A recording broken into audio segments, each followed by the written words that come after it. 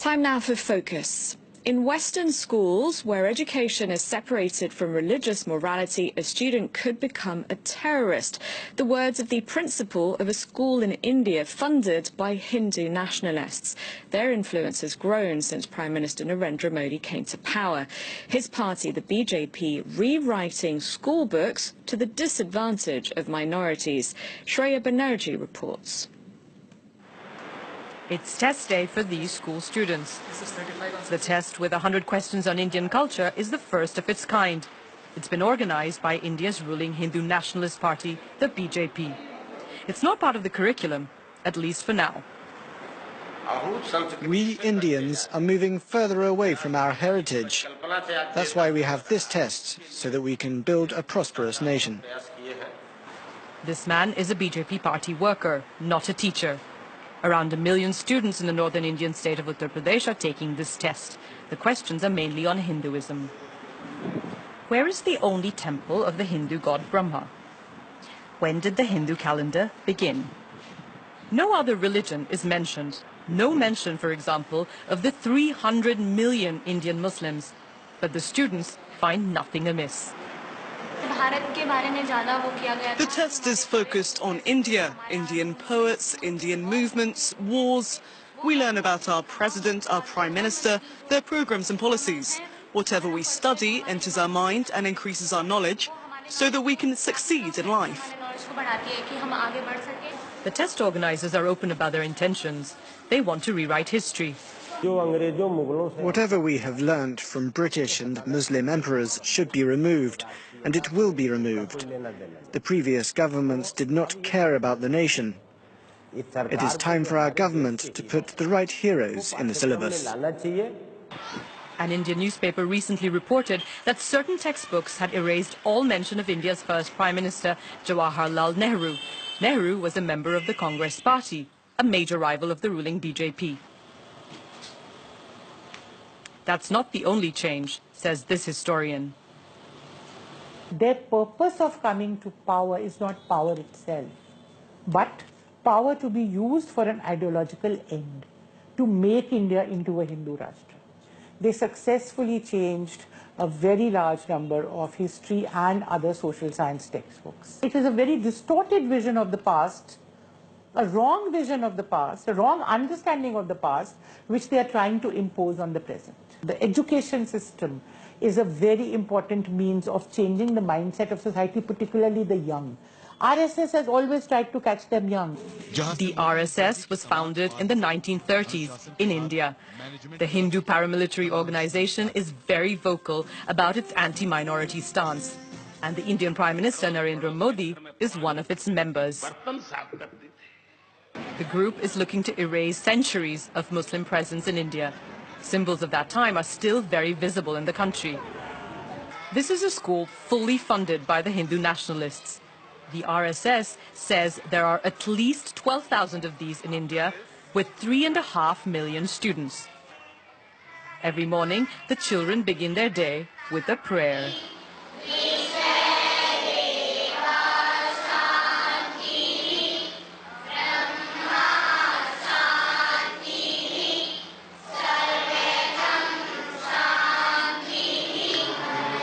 Prayers are followed by a religious ceremony and the principal's speech.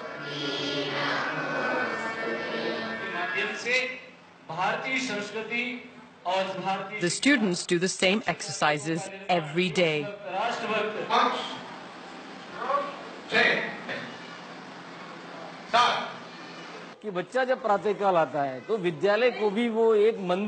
For the pupils, the school is a temple. The sacred texts of Mahabharata, Gita and Ramayana are the basis of their education. In Western schools, where education is separated from religious morality, a student could become a terrorist.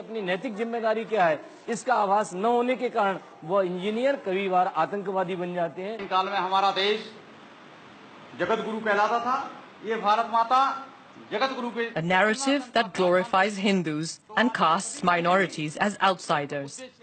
By introducing these ideas in schools through tests and the modification of textbooks, the BJP is looking to influence the thinking of young people.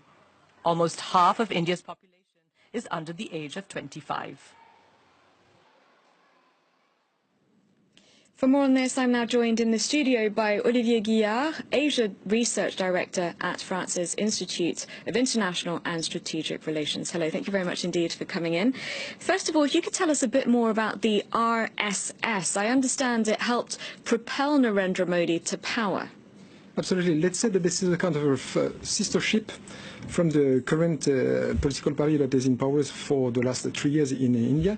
It's a kind of movement that is between culture, sports, ideology. It's something that is supposed to be closer to the rightist side of the political spectrum in India than to the left, obviously. And this is a kind of pretty large organization. It's not supposed to be, it's a place for each and every Indian, but still the mainly pillars of this organization is mainly based on Hinduism and Hindu philosophy. And this is not a secret organization. It's a pretty large. You can, when you are lucky enough to visit regularly this country, you find pretty large places where you see guys training, young guys training. Any idea of the numbers? They are by millions, yeah, they definitely. But once again, it's not a secret organization. It's pretty. Your colleague said it properly a few minutes ago that this is an organization that's probably 70 or 80 years old, and there has been a large numbers of even political leaders, regional or national, that joined this organization many years or decades ago. So, and once again, it's not seen like a political party as such. But this is a kind of internship preparing guys to join the right side of the political spectrum or the Hindu society in an Indian nation.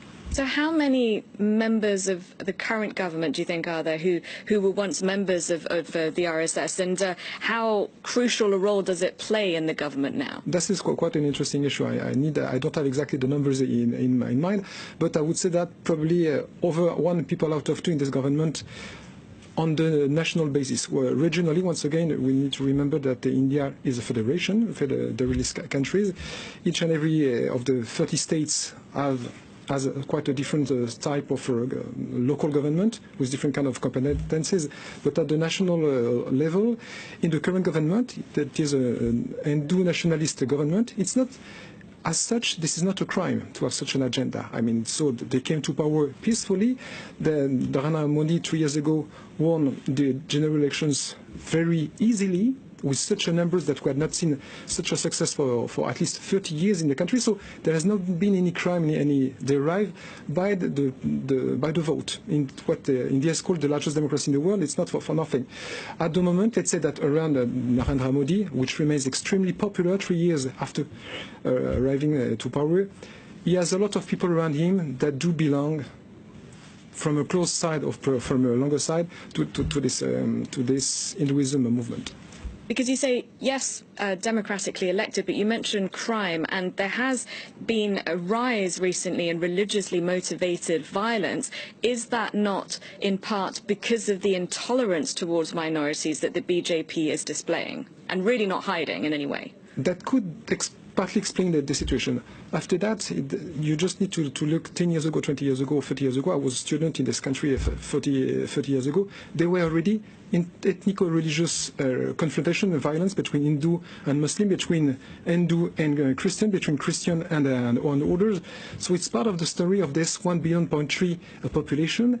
And to be really frank, there has not been the numbers that have not been multiplied by 2, 3, or 6. No, there is a sort of slight trend to see more ethno-religious violence. It's not about crime, it's about confrontations. But once again, it's part of the story of the modern India.